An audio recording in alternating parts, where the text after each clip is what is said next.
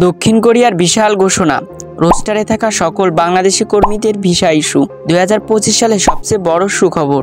দীর্ঘ অপেক্ষার পর অবশেষে এলো সেই কাঙ্ক্ষিত ঘোষণা। দক্ষিণ কোরিয়া সরকার জানিয়ে দিয়েছে রোস্টারে থাকা বাংলাদেশি সকল কর্মীর ভিসা ইস্যু করা হবে খুব শীঘ্রই। 2025 সাল শুরু হচ্ছে এক বিশাল সুসংবাদ নিয়ে। 2025 সালে দক্ষিণ কোরিয়া সরকার ও HRD কোরিয়া নতুনভাবে জানিয়েছে বাংলাদেশ সহ নির্দিষ্ট কিছু দেশের জন্য ভিসা প্রক্রিয়া সহজ করা হচ্ছে। বিশেষ করে রোস্টারে থাকা বাংলাদেশি কর্মীদের ক্ষেত্রে এবার বড় পরিমাণের ভিসা ইস্যু করা হবে। সূত্র মতে কোরিয়ার শ্রম বাজারে বর্তমানে 1 লক্ষের বেশি বিদেশি কর্মীর ঘাটতি রয়েছে, তাই বাংলাদেশিদের জন্য এটি বিশাল সুযোগ। অনেকেই প্রশ্ন করেন রোস্টার বলতে কি বোঝায়।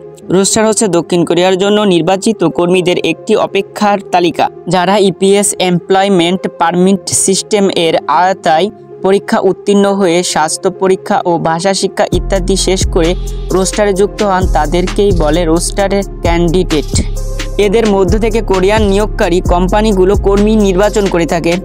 যদি এখনও লাইক না করে থাকেন অনুগ্রহ করে ভিডিওটিতে একটা লাইক করে দিন এবং কমেন্ট করে জানান আপনার মতামত। আপনার কমেন্টের ভিত্তিতে পরবর্তী ভিডিও তৈরি করব এবং সাবস্ক্রাইব করে পাশে থাকুন, কারণ আমি আমার প্রতিটি সাবস্ক্রাইবদেরকে আমার পরিবারের সদস্য হিসেবে মনে করি। বন্ধুরা, ময়মনসিংহের সোহেল রানা 2023 সালে EPS পরীক্ষায় উত্তীর্ণ হন। রোস্টারে যুক্ত হলে 2 বছর ধরে তিনি অপেক্ষা করছেন ভিসার জন্য। এখন এই ঘোষণা তার জীবনে নতুন আশার আলো এনে দিয়েছে। সোহেল রানা ভেবেছিল আর হয়তো সুযোগ পাবে না, কিন্তু এখন নতুন করে স্বপ্ন দেখতে পারছে। ইনশাআল্লাহ খুব শীঘ্রই কোরিয়ায় যাচ্ছে। যারা রোস্টারে আছেন এখনই তৈরি হয়ে যান।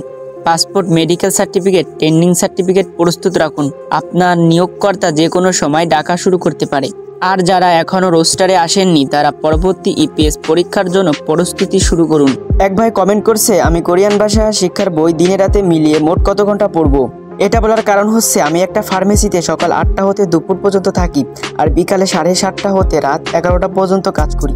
এ কারণে আপনার কাছে আমি প্রশ্নটা রাখলাম। নিখিল ভাইকে কমেন্ট করার জন্য অনেক অনেক ধন্যবাদ। আপনি খুব ভালো একটি সিদ্ধান্ত নিয়েছেন। নতুন ভাষা শেখা মানে নিজের মস্তিষ্ক বা ভবিষ্যতের জন্য বড় বিনিয়োগ করা। আপনি যেহেতু বেশিরভাগ সময় দোকানেই থাকেন, 5টা করে শব্দ অর্থ আপনার হাতে লিখে নিতে পারেন। প্রতিদিন এভাবে 5টা করে শব্দ অর্থ মুখস্থ করতে পারেন দোকানে থাকা অবস্থায়। এছাড়াও আপনি শুনে মুখস্থ করতে পারেন। যখন আপনি পড়বেন আপনার পড়াগুলো রেকর্ড করে রাখবেন।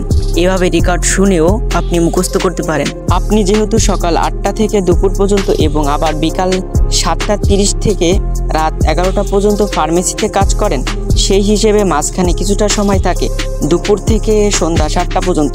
আবার সকালে ঘুম থেকে উঠে এবং রাতে ঘুমাতে যাওয়ার সময় কিছুটা সময় পাওয়া যেতে পারে।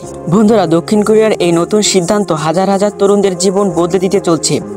আর আপনার পরিচিত যারা রোস্টারে আছেন তাদের সঙ্গে এই ভিডিওটি শেয়ার করুন।